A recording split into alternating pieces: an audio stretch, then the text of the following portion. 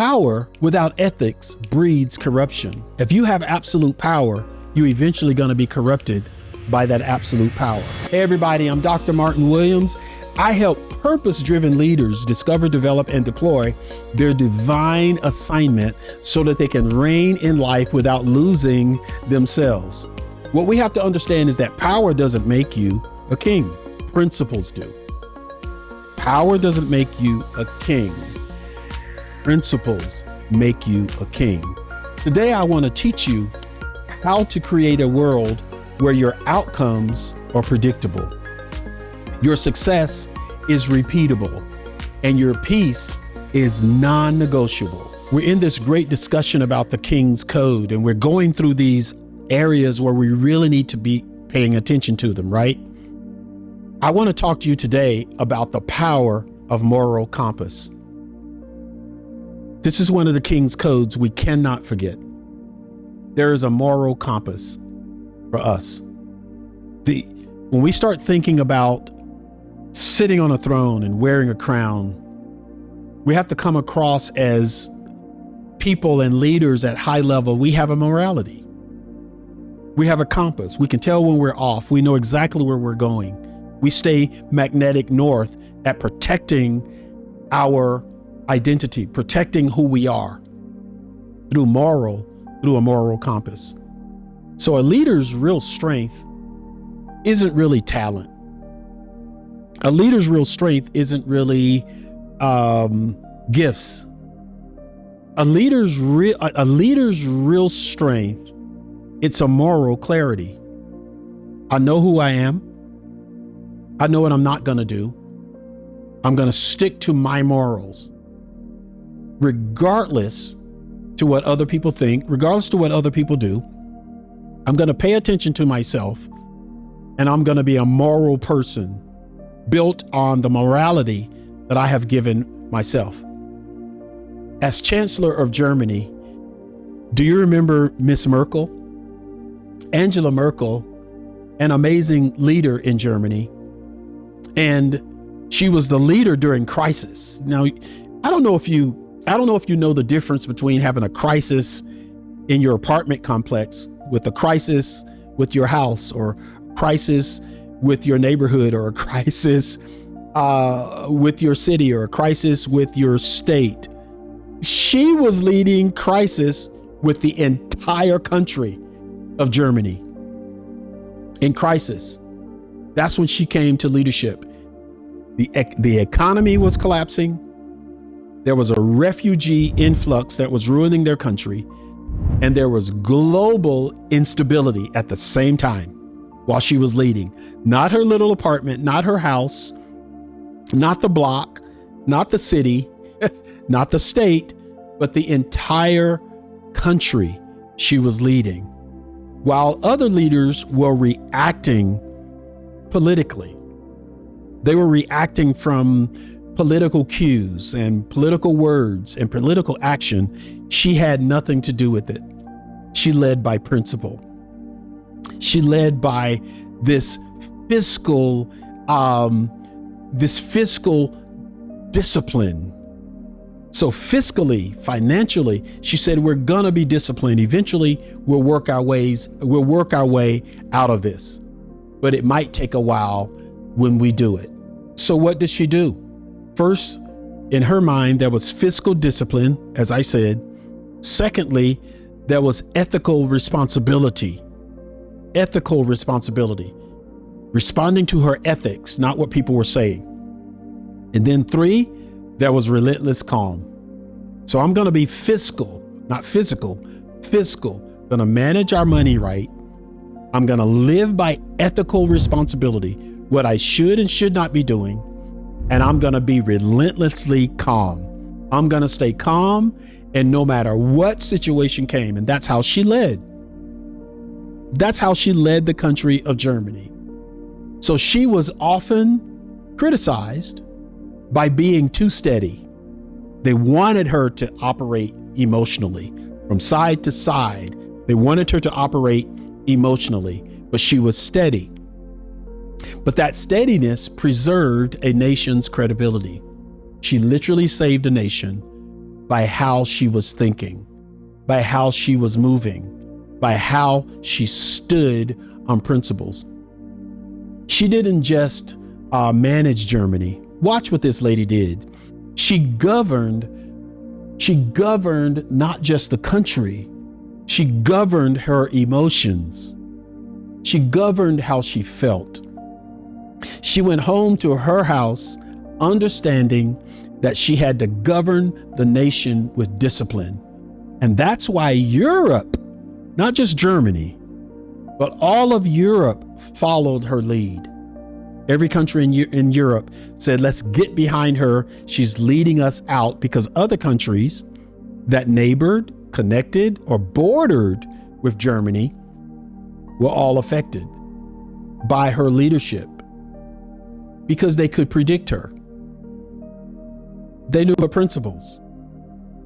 They knew what she stood on, and they knew that she wasn't going to move. So because of her predictability, they gathered around her. Here's what you have to think. Power without ethics breeds corruption. Absolute power corrupts absolutely, is what they say. If you have absolute power, you're eventually going to be corrupted by that absolute power. Power without ethics breeds corruption. I'm trying to save you from a big spill that you could have unless you understand this. Influence without integrity becomes manipulation. When you can be bought, when you can be manipulated by others, now you are no longer stable. You are not integral. You don't own your own self. You don't deploy yourself where you belong. You're able to be controlled by other people. You're not living in it yourself. So you want your own integrity. That's how you live your life. See, when you know your principles, you don't need to please anybody. In the Midwest, I live in the Midwest. We have storms here, snowstorms, tornadoes, whatever. But even where I'm from in Mississippi, we had lots of tornadoes. We had hurricanes every season. Now listen, when a storm hits, the house built upon rocks will stand. When a storm hits, we've learned, when a house is built on rocks, it will stand. But when emotions rule in that house, even a skyscraper will fall, because it doesn't matter how tall it is. It matters on which principles, which foundation does it sit. If it's not sitting on a foundation, the most beautiful buildings built in the world will fall apart and crawl. They will crumble and fall, or originally, when a storm comes, they will topple because there's no foundation. So my question to you is, what is your leadership code? Yours. What is the leadership code you live by? I want you to write your own. Write a leadership code that you can live by, you can stand on, especially when times are shaky, especially when your life, your business, your relationships, your money, when they're in peril. They're being attacked by the storms of life. Give yourself 3 values you refuse to violate, no matter what it costs. You're just not going to do it. You're not going to violate these particular laws in your life, these principles. Is it honesty? Is it honor? Is it humility? What are you going to stand by? What are those 3 values you're going to stand on? Share them with someone you trust. Become accountable for these really important laws that you're not going to just let skip by you. This is very important, because this is how your life changes. This is how your life becomes stable. This is the code of kings. They live by their word, by their decrees, what they have said, and those decrees are built on principles. The most dangerous leader in the world isn't the loudest. The most dangerous leader in the world is the one whose principles are non-negotiable. They're dangerous in a good way. In a good way. If they have good principles, this leader is going to be so dangerous that he or she can not just lead their house, their block, their neighborhood, their city, their nation. They're going to have so many principles that they're going to be in a position to lead the world. And if not the world, they'll have the principles to lead their world. I choose in my own power, consistency over chaos. That's what I'm doing. So this week, I'm going to test my emotions against my principles. I'm going to pay attention to what I feel and how I make decisions. Why? Because greatness doesn't belong to the emotional. Greatness belongs to the principles. And we're the kings. We sit on our throne. And kingdoms aren't built by feelings. Kingdoms are built on foundations. Put in the comments the one principle you have that could make you a world leader. Not just leading yourself, not just leading your house, not just leading your block, your neighborhood, your state, your country, but there's something deep inside of you, one principle that you refuse to live without that could make you a world leader. What's one? Put that in the comments. You'll be amazed at how your life explodes by just this one thing that you feel like you could do to change the world.